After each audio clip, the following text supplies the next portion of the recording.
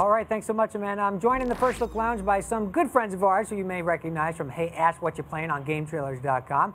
Please welcome brother and sister team Anthony and Ashley Burch. So good to see you guys. Welcome to the set. Thanks. You're having a good E3 so far? This is the first thing, right? Yeah, it's the first thing. So far it's perfect. So far it's great. Nothing bad's happened. All right, well, let's keep that trend going with a look at the new DLC for the game. Tell us all about it. Sure. This DLC is called Tiny Tina's Assault on Dragon Keep, and it is the 4th campaign DLC for Borderlands 2. And as you can see, it's got a different kind of a flavor to it. It's all about fantasy and Dungeons and Dragons and that kind of a flavor. The basic plot of it is that Tiny Tina, voiced by the Tiny One, is basically running a game of Dungeons and Dragons, except not really called that for legal reasons, with the surviving members of the Vault Hunters from Borderlands 2. Spoilers, by the way. People die! And basically you're just going through this big adventure to destroy a handsome sorcerer and stuff like that. And the idea basically being that the entire campaign takes place in Tina's imagination. So we do a bunch of really weird, wacky, referential stuff, like this quest in particular, which is called the Claptrap's Apprentice, which it'll take you like 5 seconds to realize this is just a big ripoff of Fantasia and the Sorcerer's Apprentice. Right. Except we don't have any dancing or Bruno Mars.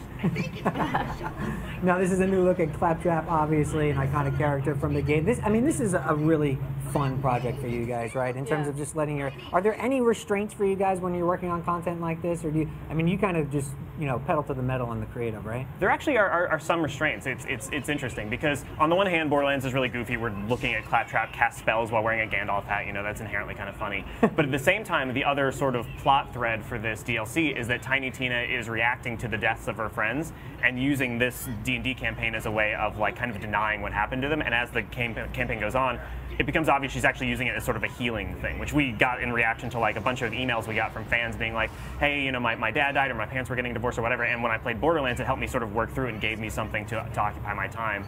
And it's sort of, you know, the easy thing to do is like, oh, video games are gonna, you know, turn us all into mass murdering psychopaths and they're awful, but like, we thought it'd be fun to sort of make a game about how games are cool and good and not the worst thing in the world for you. Right. Yeah, and for you specifically, obviously, you know, being a character, talk a little bit about what that meant, the role, and you know, making it something original and unique for this project in particular. Yeah, so I mean, Tiny Tina is such a crazy character, and she's so boisterous and just frenetic, and so it was fun with this one to have her kind of almost be humanized in a way. She comes down, she by necessity can't be that crazy because she's your narrator for the entire DLC, and you probably want to shoot yourself if she's just like whoa the entire time.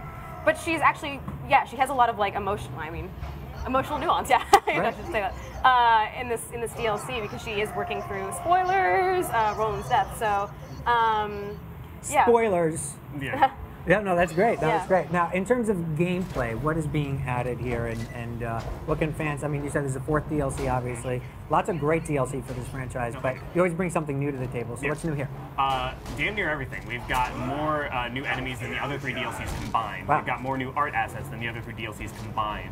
We've got way more quests than the other DLCs. This is by far our longest DLC. We've got new weapons and items. Like we have actually magic spells in this game. While we kept all of our weapons and stuff, we worked around with them in fun ways to basically allow you to have magic spells. So like usually a grenade, when you throw it in Borderlands, it goes ding ding and explodes. And it's like, okay, cool.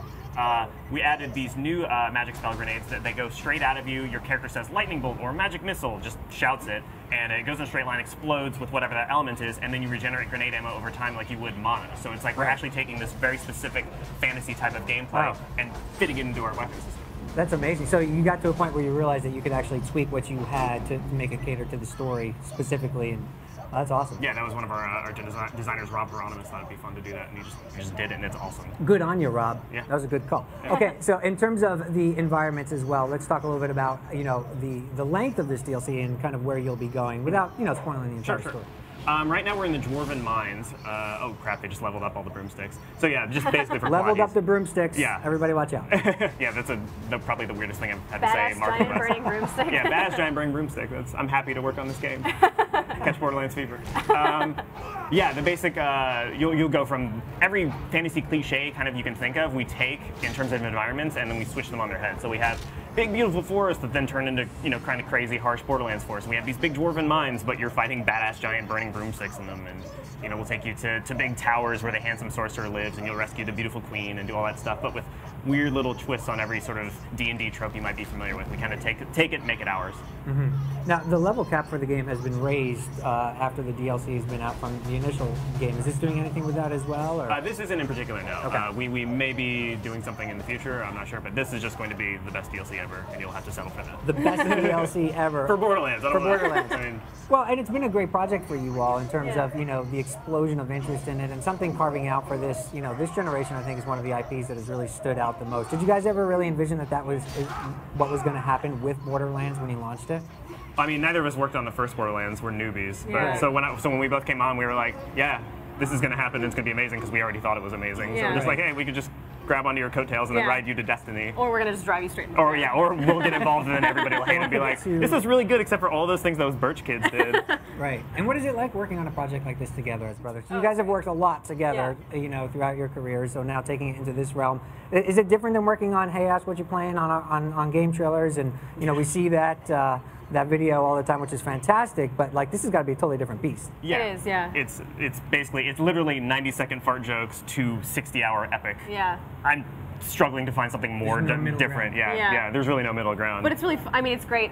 Being Tiny Tina has been really fun just because I get Anthony's sense of humor. And Right. so it's really easy for him to direct me and for me to kind of riff off of what he wants. Yeah. When she's being awful, I get to like be straightforward about it and not be Right. like, could we get? I'll just be like, that was sucks. You're the worst person ever. Can you not be horrible? And I'll you go, cry "Oh." for 15 minutes and be like, okay. Yeah.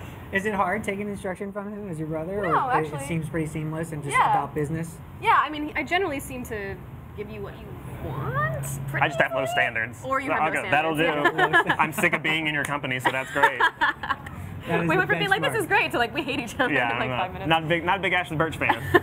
All right, well, I'm not the only one who has questions for you guys. I'm not the only one who's not an Ashley Burch fan. I'm not the only one. It's glad to know. All right, we have a couple of social questions for you. Let's check in and see what the people are saying. Amanda, you got some questions for us? Yes, I do, Daniel. Our first one comes from I2 Haiku 3H, and they want to know, after Tiny Tina's DLC drops, will you begin working on Borderlands 3 and continue to develop DLC for BL2? Okay, so after Tiny Tina, is the plan to do more DLC, or is there a sequel? I mean, obviously fans want to know, even though you probably can't say anything. Yeah, I mean, we've got stuff. We've got That stuff we're gonna do so hard. It's gonna be great stuff. Oh Yeah. man, you don't even know. Imagine you the don't stuff. even know the stuff. Think about how good stuff could be, and then double. That's how good our stuff will be. So it's like a double stuff. yes, Yeah. it's like a double stuff Oreo. Yeah. Nice. Yes. Set that one up and he just knocked it. Think. Okay, we got another question. Oh, I left the thing. I would no. It's too late. I was hanging for literally like 10 seconds. I'm sorry. All right, do we have another question, Ms. McKay? We do. You guys are having a lot of fun in there. Our next question comes from Punisher3297H, and they're really interested to know how you came up with the different accents and dialects that Tiny Tina speaks in. Oh. Yeah. A lot of them were me being like, that was a really boring line, redo it better. And then you're like, Japanese accent. We just sort of arbitrarily. We had some lines where it would be like, this is the part where Tina says, yeah, sure. And then you're like, that's really boring. That's bad writing. And I'm like, yeah, you're right. And then so instead you go, hai, so this, or something in Japanese. And a lot of the, I mean, a lot of your like British accents and stuff were just coming from the quest So just itself. on the fly? Lots on the fly? A lot of stuff? it, yeah. Yeah, I mean, I feel like you mostly had intentions for each accent. I don't know if it was as. I don't think things through. Oh, you directed me like you knew what you were doing. Yeah, I'm good at faking. So there you go. Yeah, no, yeah. Yeah, I mean, I remember you mostly being like, well, I created the initial voice for Tiny Tina, but then, yeah, the different, like, the Britishisms and all the sort Yeah, of I things mean, that she did were, yeah, you wanted those specifically. Yeah, when you're Give it doing to your. me again in British. Is that what you do? Yeah, basically, yeah. Oh, I thought you were telling her to say what she just said in British. it again? Yeah, pretty much. Like, yeah. do that, but with more stank on it. Yeah. I would say actually quite frequently. Yeah. Well, that's Steak fantastic. was the main direction. What else do you need to know about this? Stank and double stuff. Stank and double stuff. All right, thanks so much for your time, guys. We Oh, thank you. appreciate it. As always, best of luck.